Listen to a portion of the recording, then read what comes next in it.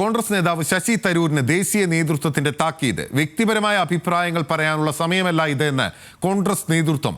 പാർട്ടിയുടെ അഭിപ്രായം പൊതുസമൂഹത്തിൽ അവതരിപ്പിക്കണം. ഇന്ത്യ പാക് സംഘർഷത്തിൽ പാർട്ടി നിലപാടിന് വിരുദ്ധമായി തരൂർ പ്രതികരിച്ച സാഹചര്യത്തിലാണ് താക്കീത്. ശരത് ലാൽ ഡൽഹിയിൽ നിന്ന് കൂടുതൽ വിവരങ്ങളുമായി. ശരത് ലാൽ, ഇതിപ്പോൾ നിരവധി തവണയായി സമീപകാലത്ത് തന്നെ തരൂരിനെ താക്കീത് ചെയ്യുന്നു. പക്ഷേ അദ്ദേഹം ആ പ്രതികരണങ്ങളിൽ നിന്ന് പിന്നോട്ട് പോകുന്നില്ല. ബിനിൽ പറഞ്ഞത് തന്നെയാണ് അതിന്റെ ശരി. കാരണം ശശി തരൂരിനെ നാവ് അടപ്പിക്കാൻ, ശശിതരൂരിന്റെ പ്രതികരണങ്ങൾ അവസാനിപ്പിക്കാൻ കോൺഗ്രസ് നേതൃത്വം കഴിഞ്ഞ 3 മാസമായി കഠിന ശ്രമത്തിലാണ്.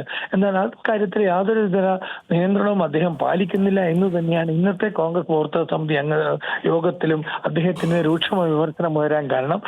പ്രധാനമന്ത്രി നരേന്ദ്രമോദിയെ പുകഴ്ത്തുകയും ഇന്ദിരാഗാന്ധി ഇകഴ്ത്തുകയും ചെയ്യുന്ന അഭിമുഖങ്ങൾ നൽകി എന്നതാണ് ജയറാം രമേശ് അടക്കമുള്ള CWC അംഗങ്ങൾ ഇന്ന് യോഗത്തിൽ ചൂണ്ടിക്കാട്ടിയത്.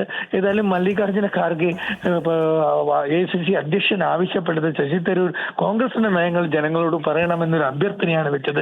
ഇങ്ങനെ ഇനിയും ഇത്തരം വാർത്തകൾ ഇത്തരം അഭിമുഖങ്ങൾ നൽകരുത്, അത് കോൺഗ്രസിന്റെ നിലപാടുകൾ യോജിക്കുന്ന അഭിമുഖങ്ങൾ നൽകണമെന്നുള്ള താക്കീതാണ് മല്ലികാർജ്ജുന ഖാർഗെ യോഗത്തിൽ വ്യക്തമാക്കിയത്.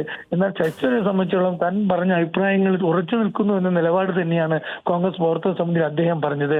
ഈ കോൺഗ്രസ് പ്രവർത്തക സമിതിയിൽ വളരെ പ്രധാനപ്പെട്ട ശശി തരൂരിന് യാതൊരു ചുമതലയും നൽകിയിട്ടില്ല എന്നുള്ളതാണ്.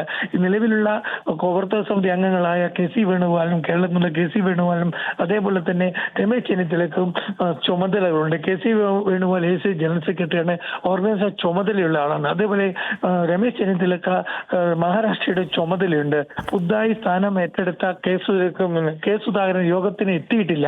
അതുകൊണ്ട് തന്നെ അദ്ദേഹത്തിന്റെ ചുമതല എന്തായിരിക്കും എന്ന കാര്യത്തിൽ വ്യക്തതയില്ല. അദ്ദേഹത്തിന് കേരളത്തിൽ പ്രവർത്തിക്കാനാണ് താല്പര്യമെന്ന് അദ്ദേഹം വ്യക്തമാക്കി തന്നെ രേഖാമൂലമായി തന്നെ കോൺഗ്രസ് പ്രസിഡന്റിന് നൽകിയിരിക്കുന്നു എന്നും നമുക്ക് ലഭിക്കുന്ന വിവരം.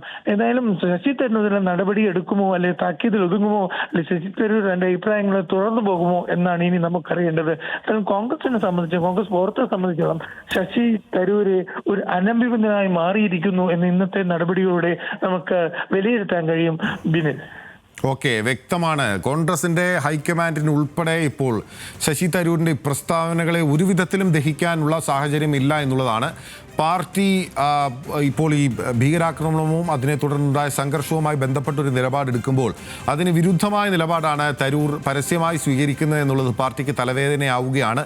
പാർട്ടി ലൈനോട് ചേർന്ന് നിൽക്കാൻ തരൂരിന് ഒരുപാട് തവണ താക്കീത് ചെയ്തിട്ടുണ്ട്. പക്ഷേ ഇപ്പോഴും അതിന് തയ്യാറാകുന്നില്ല എന്നുള്ളതാണ് ഏറ്റവും പ്രധാനപ്പെട്ട കാര്യം. തരൂർ എങ്ങനെ പ്രതികരിക്കും എന്ന കാര്യത്തിൽ വ്യക്തത വന്നിട്ടില്ല. ശരത് ലാലാണ് ഡൽഹിയിൽ നിന്ന് വിവരങ്ങൾ നൽകിയത്.